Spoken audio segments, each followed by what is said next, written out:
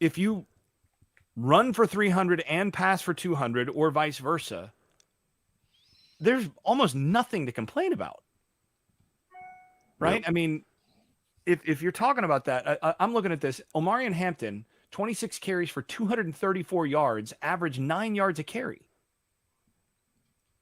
Run the If damn I've ball. got that, You don't get that in most cases from passing yards per attempt, passes per right? attempt. I mean, you're generally, I mean, a really good pass yards per attempt. And Drake Maye last year, we can look this up, but Drake Maye last year was somewhere around 9 yards an attempt, which is just otherworldly good. If you're getting 9 yards an attempt in the run game, well, I'm old school here. If I can run the football for 9 yards an attempt, I'm not doing anything else. Yep.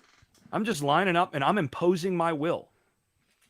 And I'm going to pound and pound and pound and pound until you do something else that makes me want to do makes me want to do something else.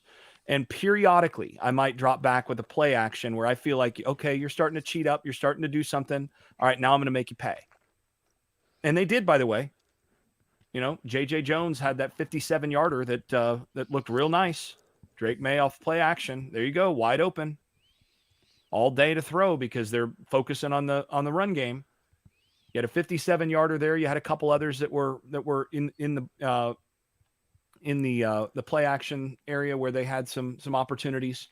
But I think this was less about the limitations that they felt they had up front in terms of play calling, and more about they started the game running the football, and they had so much success running the football that they said, well, we decided we were going to be balanced this year, and if a team's just going to focus on stopping Drake Maye and give us 300 rushing yards in a game, well, that's winning football.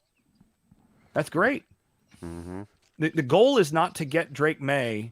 I mean, if you talk to Drake Maye and you talk to this team and you ask them, what's your goal for this season? They're not going to say, let's win Drake Maye the Heisman.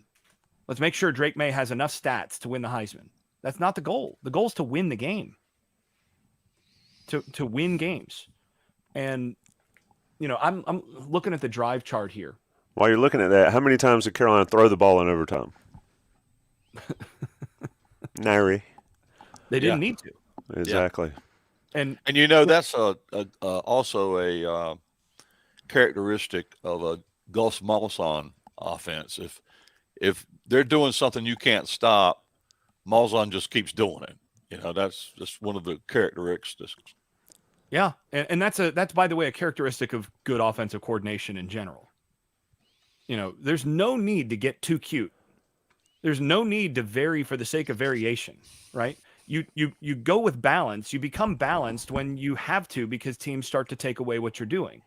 If they never take away your first option, just keep running it. Yep, and that is exactly what people complained about last year is Carolina's offense got too cute when it mattered. I didn't see any cuteness yesterday. Didn't see any cuteness against. Well, there was a couple. Yes, the Wildcat thing we can talk about. But yeah, I mean they ran Wildcat on one play and then another direct snap on the other. This is a pet peeve of mine, by the way. Wildcat is a specific type of direct snap to the quarterback, right? That's unbalanced line with jet sweep action. If it's just direct snap to a quarterback, it ain't Wildcat. They only did one Wildcat, but they got stopped on both direct snaps. And that I think if nothing else, this game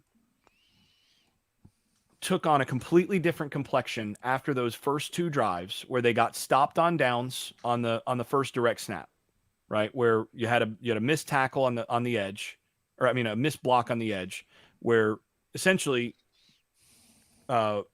your tackle's blocking down. You need one of those tight ends. They had two tight ends outside there. They had one on the line and then one in the sniffer. One of those guys needs to step down with the offensive tackle to prevent any penetration. And if that happens, Hampton's got enough space, most likely gets the first down on fourth down. You get that fourth down, you keep running downhill and you score on that first drive. 7-3. Then the next drive, they get stopped on 3rd and 1 on another. It was another bust on just a miss in terms of how that assignment went on Wildcat. That was the Wildcat one with Hood at quarterback. If they just take care of business on those on the 4th and 1 and 3rd and 1, this game's completely different, right? Because now you're 14-3 or whatever after the first two drives. Each team has had its first 2 drives, and I think they're off and running with a very nice, healthy lead the rest of the way, and they can kind of coast. By getting stopped on those first 2 drives, and then of course App scores on the next one, now you're playing from behind, and the perception in this game changes pretty significantly. And also the way that App is able to play changes. You put App behind in this game early. You put them down, say 14-3. And this is something we talked about in the Game Plan podcast.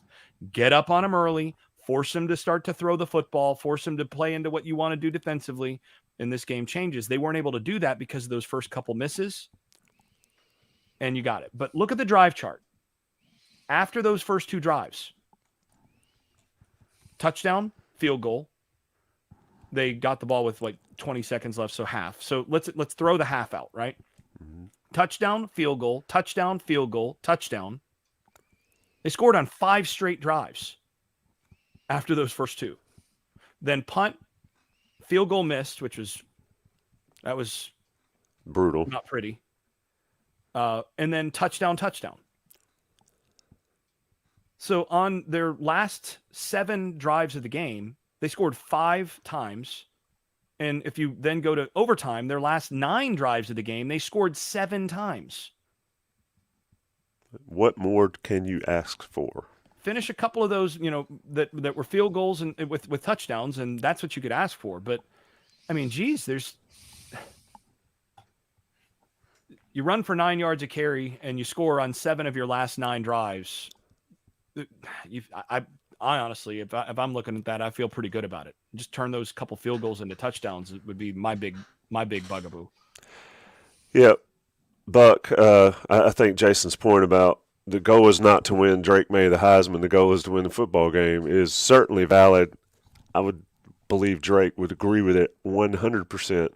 But I do want to ask one last question on the offense, and shout out to the 500 plus that have stuck with us. I'm going to get to the special teams. I promise I'm going to ask that question. Yes, I was asking that same question during the game. Wide receivers for North Carolina. And, of course, tight ends can be included in there, and Copenhaver was severely limited. But, Buck, is there any concern for you watching this wide receiver group as far as somebody that can stretch the field and all? J.J. Jones had that nice, I guess it was a deep end of some sort, but – is there any concern there for you in this offense?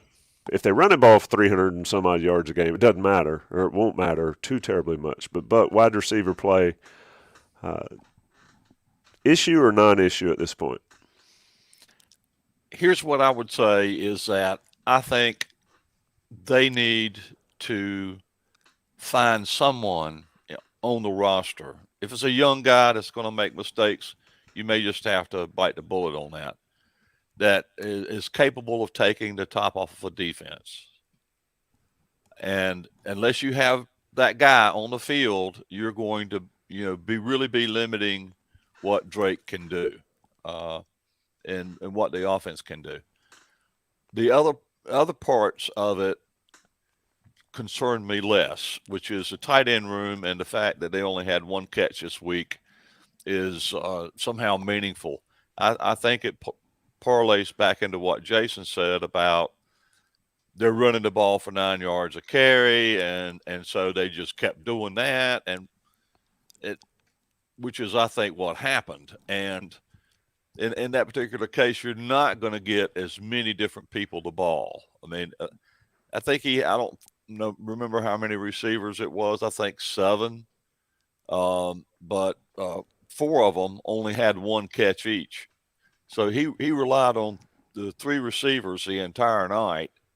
And that seems, from a Drake Maye perspective, if you're looking at his body of work, that's a lot of tunnel vision going on there for Drake, because normally he's going to have at least 9 guys with and go a little bit deeper with guys with multiple catches.